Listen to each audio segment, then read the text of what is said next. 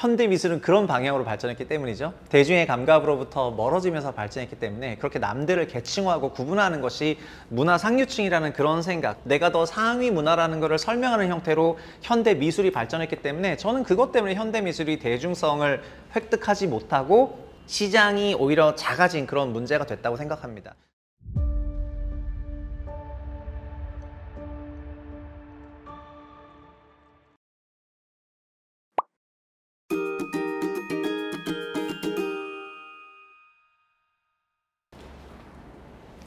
안녕하세요, 채북스의 차상욱입니다. 오늘 소개할 책은 구별짓기라는 이름의 책입니다. 2권으로 되어 있고요. 내용은 사실 굉장히 어렵습니다.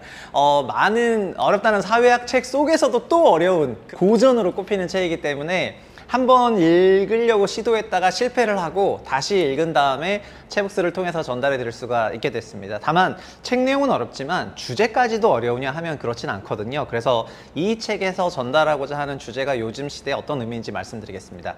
책을 쓴 저자는 피에르 브루디웨입니다. 브루디웨는 스페인 접경 지역의 남프랑스 지역에서 태어났는데요. 크면서 파리로 와서 공부를 했고 사회학을 정말 공부 많이 했습니다. 학부 편집장도 굉장히 오래 했고 주제도 정치, 경제, 종교, 교육, 예술, 문학, 언어, 스포츠까지 정말 엄청난 분야를 다 공부했기 때문에 광범위한 분야의 연구 끝에 결국 어떤 세상에 대해서 통달하게 되고요. 1979년에 2권으로 된 구별짓기라는 책을 내게 되었습니다. 이 책은 문화를 통해서 상류층이 어떻게 문화 하류층들과 구별짓고 문화 중류층과 또 구별을 짓고 상류층 안에서 또 다시 어떻게 구별하는지 이런 것들을 설명하는 내용이거든요. 그런데 문화라고 하면은 우리가 보통 그냥 취향의 차이라고 생각할 수가 있지만 사실 그 내면에는 학업이라든가 경제력 그리고 계급 이런 것들이 결국 끼리끼리 공유하는 어떤 문화들이 있다는 것을 그가 최초로 이제 증명을 하게 되고 그런 거를 이제 설명하는 책이라고 하겠습니다. 음악만 하더라도 여러 사람마다 듣는 음악들이 다 다를 텐데 그런 음악들이 마치 타고나는 것처럼 생각하실 수가 있는데요. 사실은 내가 좋아하는 음악이나 이런 것들도 자라오는 과정에서 사회적인 관점에서 배우게 된다 이렇게 생각하시면 될 것 같고요. 그래서 우리가 개인적인 취향이라고 느껴지는 부분이 사실은 교육받거나 아니면은 전수받거나 공부를 통해서 이렇게 배워진다고 생각하시면은 이 책이 전달하는 메시지가 어떤 건지 개략적으로 아실 거라고 생각합니다.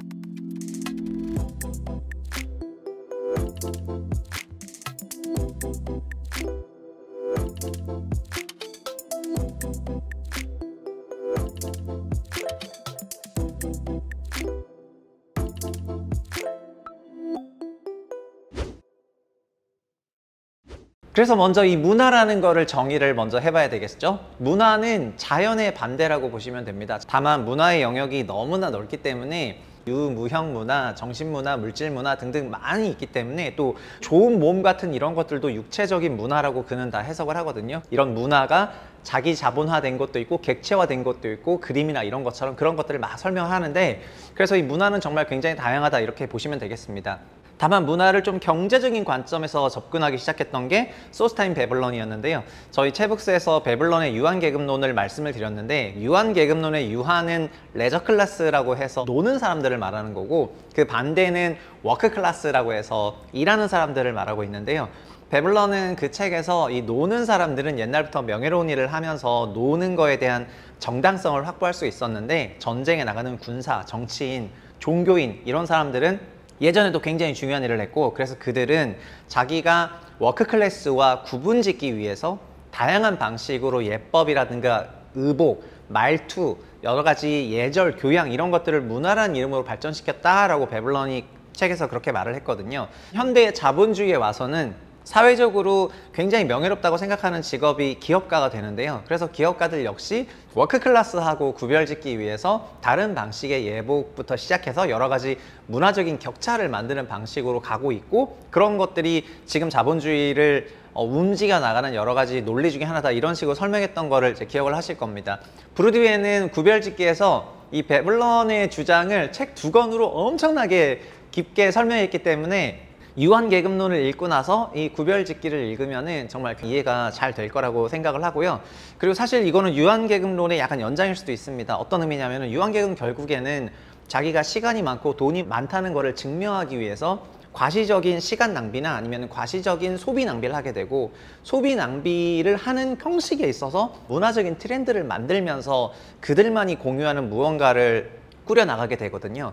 그러면서 그들은 자기가 일반적인 워크클래스가 아니라는 거를 계속해서 주장하고 있다는 거를 유한계급이 보여주는 것처럼 이 보르디eu의 구별짓기에서는 그런 장르가 이제 예복이나 종교 이런 것만 있는 게 아니라 우리가 즐기는 앞서 말씀드렸던 스포츠에도 이런 게 있고, 그 다음에 미술에도 이런 게 있고, 음악에도 이런 게 있고, 모든 문화적인 부분을 다 훑어버리거든요. 그래서 베블런 책이 요만큼을 다뤘다면은 보르디eu의 책은 정말 요만큼 인덱스하게 다루기 때문에 어려운 책으로 느껴지는 이유는 그거인 것 같고, 다만 책을 관통하는 주제는 그런 문화는 남들과 구별짓기 위한 방법론이고, 이런 것들을 그는 단 하나의 단어를 써가지고 표현하게 되고요. 그 단어가 이 책의 주제이기도 하겠습니다.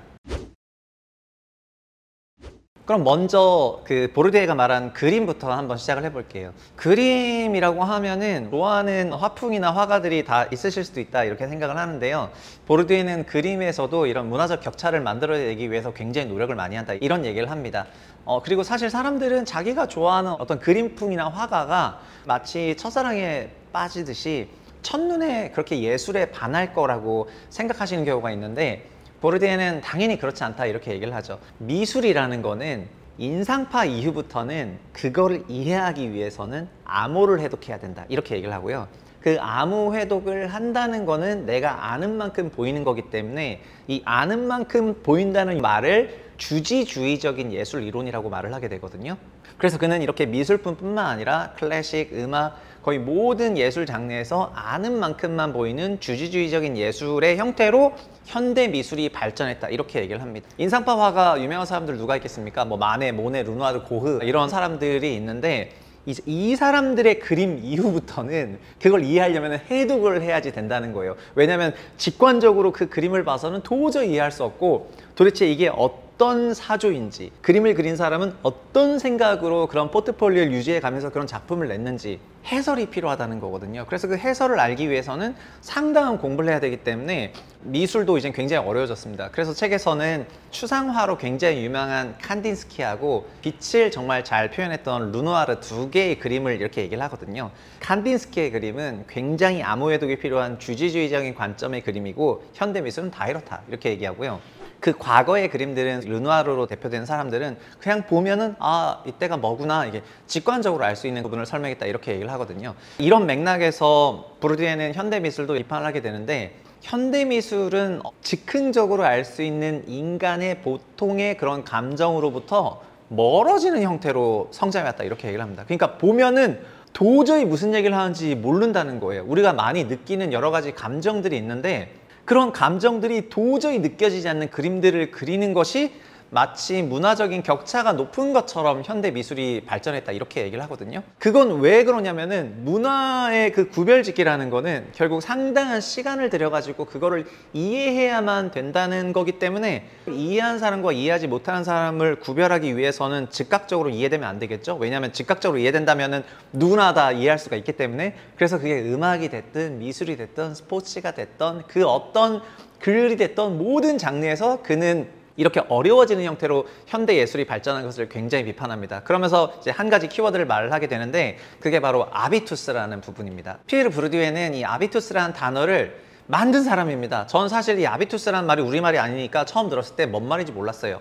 정확한 표현은 습관이라고 말하는 그 habit에다가 us인 투스가 붙어서 이제 habitus인데, 그거를 우리가 갖고 올 때 아비투스라가 갖고 왔습니다. 그래서 이건 습관이랑 도대체 뭐가 다르냐 이렇게 질문하실 텐데, 책에서는 이거를 실천 감각이라고 해석을 했거든요. 그래서 더 어려웠어요. 도대체 이게 뭐가 실천 감각이야 그랬는데, 아비투스는 뭐냐면은 오랜 시간 동안 걸쳐서 축적된 어떤 사람의 문화적인 개인성, 그리고 그런 유사한 문화적인 개인성들을 공유하는 이런 사회적인 의미를 아비투스라고 부른 거예요. 그러니까 가령 예를 들면은 현대 미술사주 중에서 어떤 게 있다고 쳐요. 그걸 공부한 사람끼리는 아비투스가 있는 거죠. 가장 최근에 뉴진스의 해니가 일본에서 푸른 산호초 노래를 불렀는데, 그 노래를 불렀을 때 일본 문화를 공유했던 사람들이 페이스북과 여러 가지 SNS에 엄청나게 글을 많이 썼습니다. 그렇지만 저는 그 당시에 일본 문화를 접하지 않았기 때문에 그들과 아비투스가 달랐던 거예요. 그래서 아비투스가 같았던 사람들끼리 엄청난 얘기를 하면서 서로 사회적 대화를 했거든요. 얼마 전에 있었던 그 대화의 힘에서 구분했던 사회적 대화를 했는데, 이렇게 아비투스라는 거는 나와 남을, 또 내가 속한 그룹과 그렇지 않은 그룹을 구분하는 용어고 문화적으로 형성이 된다고 합니다. 피에르 브루디에는 이런 걸 아비투스라고 한다 이렇게 얘기를 하면서, 그렇기 때문에 이렇게 문화적인 부분에서 꾸준히 지속적으로 학습하지 않은 사람이 경제적으로 갑자기 부자가 돼서 온통 명품을 차고 다닌다 하더라도 그에게 체득된 문화 상류층이 말하는 그런 게 없기 때문에 티가 난다 얘기하고요. 그리고 사실 유럽에서 바라봤을 때는 미국이 그렇거든요. 유럽은 미국을 약간 근본이 없다고 까는 경향이 있는데, 왜냐하면 유럽은 소위 1000년 넘는 그 영국 왕실의 역사가 있는데 미국은 1850년대 그 이후부터 만들어졌으니까 역사가 짧잖아요. 그러다 보니까 영국에서 봤을 때는 매너 메이크스 맨 이런 말을 하면서 이런 문화가 되게 우린 높은데 너네 문화가 낮지 이러면서 조금 까는 게 있습니다. 결국에 나중에는 대중문화의 시대가 열리면서 이런 상류층 문화가 대중문화에 역전돼서 영향을 받는 이제 그런 시대를 오게 되는데요. 어쨌든 이런 아비투스란 말을 만들고 그거를 공유하는 사람들끼리 사회적인 대화를 편하게 할 수 있고 하고, 또 그렇지 않은 사람들과 구별 지으면서, 문화라는 거는 결국 시간을 들여서 공부를 해야 되는 거기 때문에 가장 시간이 많은 사람이 가장 높은 문화적인 레벨을 달성할 수가 있는 겁니다. 어떤 감각이 좋은 사람이 잘한다 이런 것이 아니고, 그냥 그거를 정말 공부 많이 하고 배우고 익히고 경험하고 이런 사람들이, 시간을 많이 쏟은 사람들이 문화적인 그런 상류층으로 올라갈 수가 있거든요. 그렇기 때문에 그런 아비투스가 어떤 식으로 활용되는지를 이 책을 통해서 정말 제대로 이해할 수 있었다, 그렇게 말씀을 드리겠습니다. 미술에 있어서 이제 이런 말씀을 드리는 게, 저는 개인적으로 그림을 굉장히 좋아했습니다. 중학교 때까지는 뭐 사생대회를 나갔고 그림 대회를 자주 나가다 보니까 상도 많이 탔습니다. 제가 건축으로 간 것도 그림을 좋아하고 수학 좋아하니까 간 거고, 그 당시에는 건축이 두 개를 다 할 수 있어서 간 건데요. 근데 뭐 현대미술만 좋아한 게 아니라 조선시대 그림들도 좋아했기 때문에 화인열전 이런 책 정말 10번씩 읽었고 그런 미술을 보러 갔었거든요. 그런데 이런 저에게도 요즘에 현대미술은 너무 어려워요. 보면 이해가 안 돼. 왜냐하면은 현대미술은 그런 방향으로 발전했기 때문이죠. 대중의 감각으로부터 멀어지면서 발전했기 때문에 그렇게 남들을 계층화하고 구분하는 것이 문화 상류층이라는 그런 생각, 그러니까 종전의 그 아비투스로 구분지어서 내가 더 상위 문화라는 것을 설명하는 형태로 현대미술이 발전했기 때문에, 저는 그것 때문에 현대미술이 대중성을 획득하지 못하고 시장이 오히려 작아진 그런 문제가 됐다고 생각합니다. 사실 미술계도 여러 가지 사조와 주장들이 있겠지만, 나중에는 1970년대 이후부터는 이제 팝이라고 하는 그런 문화가 만들어졌고, 대중들도 문화가 있다 이렇게 얘기를 하면서, 어떻게 문화라는 게 반드시 상류층에만 존재하냐, 모든 계층의 문화라는 게 존재할 수가 있지라는 그런 얘기가 나오면서, 또 시장의 영향력은 훨씬 더 대중 쪽이 컸기 때문에 이런 게 발전되는 형태로 이제 진화를 했거든요. 그런 부분에서 현재 시점에 와서도 현대미술이 반드시 어려워만 되는 것인가, 이거에 대해서 이제는 좀 쉽게 풀어줬으면 좋겠다, 그런 생각을 개인적으로 하고 있습니다. 이 말씀 드리는 게, 저는 지금 대중들에게 영상을 만들어서 공급하는 대중문화의 한 영역에서 이제 유튜브를 하고 있는데요. 유튜브를 하는 쪽에서도 여러 가지 사이드가 있거든요. 어려운 얘기를 해야 되는 사람과 쉬운 얘기를 해야 된다고 생각하는 사람들이 있는데, 이것도 똑같은 것 같습니다. 그러니까 금융시장의 전문가든 부동산 시장의 전문가든, 전문가라고 하면 할수록 점점 더 어려운 말을 쓰고 더 그들만 이해할 수 있는 그 필드의 용어들만 쓰면서 내용을 어렵게 끌고 가는데, 그러면 그 용어를 알아듣는 사람한테는 이 사람 되게 전문가야, 아비투스가 공유되는 거예요. 그러나 대중들에게는 도대체 무슨 얘기를 하는지 도저히 이해를 못하게 되거든요. 그렇다면 그게 무슨 의미인가를 말씀을 드리고 싶습니다. 그러니까 나의 학술적인 혹은 문화적인 성숙도를 논문이나 그런 게 필요한 자리에서 한다면은 그럴 필요가 있는데, 대중에게 공급되는 이런 유튜브라든가 하는 영상들을 만들 때는 그래도 대중성을 어느 정도 추구하는 것이 좋지 않냐, 이런 생각이 들고요.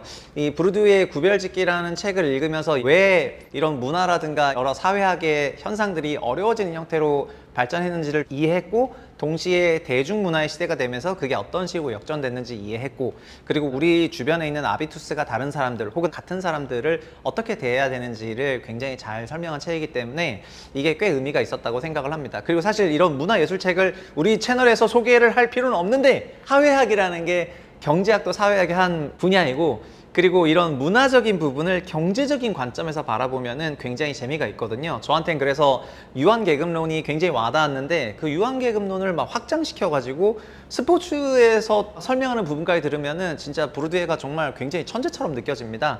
이제 부르디에는 2002년에 돌아가셨는데요. 79년에 이 책을 내고 나서 이 책은 아마도 80년대, 90년대 때 사회학을 공부했던 사람들은 거의 대부분 다 읽었다. 이렇게 생각하시면 될 것 같고요. 요즘 시대에는 고전이 조금 안 읽히는 경향이 있는데 채북스를 통해 가지고 이런 고전 책을 소개했다는 점에서 의의를 가져보겠습니다. 그리고 저조차도 쉬운 책을 소개하면 되는데 이렇게 어려운 책을 설명하려고 하는 거 보면은 저 역시도 문화가 성장하는 방향대로 가고 있다는 그런 이제 실증 사례일 수도 있겠다 이런 생각이 들고, 다만 이제 의식해서 좀 더 쉬운 언어로 해석해서 그렇게 전달하고자 하는 거를 이제 많은 분야에서 할 거다 이런 말씀을 드리겠습니다. 그리고 이 책을 통해서 부르디에가 전달하려고 하는 건 뭐냐, 이게 가장 핵심인데요. 그는 어떤 특정 사회가 사회학이라는 거는 자연과학이 아니기 때문에 정답이 없다고 생각을 했습니다. 경제는 자본주의라고 많이들 생각을 하는데요. 부르디에의 생각은 뭐냐면은 그 자본은 진짜 돈을 의미하는 거고, 여기에는 문화자본이 작동하는 장도 있고 인맥 자본이 작동하는 장도 있고 학업 자본이 작동하는 장도 있고 등등 굉장히 많은 층위의 자본이 존재한다. 그 모든 것들이 다 움직이는 게 자본주의라고 얘기를 하거든요. 그래서 돈만으로 세상을 설명하는 것은 정말 한계가 있다 이런 식의 접근을 합니다. 그래서 사실은 지금의 사회학에서는 이런 다양한 자본들이 작동하고 있다는 거에 대해 가지고 좀 익숙하지 않을 수도 있고, 어느 순간부터는 경제학이 모든 것을 설명하는 그런 이론처럼 묘사가 됐는데요. 근데 지금 이 책을 읽으면서는 그 여러 장들이 있는 거고, 그런 장들에서 각각 경합하는 어떤 구조들이 있고, 그런 걸 통해 가지고 이제 세상이 돌아간다는 걸 알게 된다면은, 그는 이 책을 통해서 종국에 하고 싶었던 얘기는, 그래서 세상 일에 어떤 일에는 정답이라는 게 없다, 단 하나의 해답이라는 게 없다. 그래서 특히 어떤 무언가가 주류 담론이 되었을 때 그때가 사회적으로 가장 위험하다 이런 이제 얘기를 하거든요. 그래서 주류 담론이 오히려 만들어지지가 않고 많은 여러 다원적인 의견들이 나오는 것을 그는 더 건강한 사회라고 봤던 것 같고요. 왜냐하면 주류 담론들은 결국 비주류가 있다는 거를 얘기를 하게 되는데, 그게 주류와 비주류의 그 관계는 아까 말씀드린 것처럼 그 필드 안에서 특정 자본을 향유하는 계층들끼리의 서로 위계나 경합일 수가 있는 거거든요. 그걸 다른 위계로 바라보면 또 다른 말이 되기 때문에, 그래서 사회적으로 주류 담론이 무언가를 완전 지배하는 거를 경계하려고 했고요. 그게 정치일 수도 있고 뭐 사회적인 모든 거를 다 설명할 수 있다고 생각을 하는데, 그래서 이 책이 전달하고 했던 시사점은 정말 굉장히 어려운 통계 논증적 글 뒤에 나오기 때문에 거기까지는 안 읽으실 것 같아서 이제 책을 끝까지 본 다음에 그는 다원주의를 지향하고 주류적인 해석에 대해서 위험하다고 생각을 했고, 사회에서는 정답이 없기 때문에 정답이 없는데도 불구하고 주류란 이름으로 남들에게 강권하거나 강제적으로 무언가를 행사하는 거는 문제가 될 수 있겠다는 그런 인식을 가졌다는 점에서 좀 훌륭한 저자였지 않나 그렇게 생각을 합니다. 오늘 채북스에서는 구별짓기라는 책을 소개해 드렸고요. 다음 시간에 또 좋은 책으로 찾아뵙겠습니다. 감사합니다.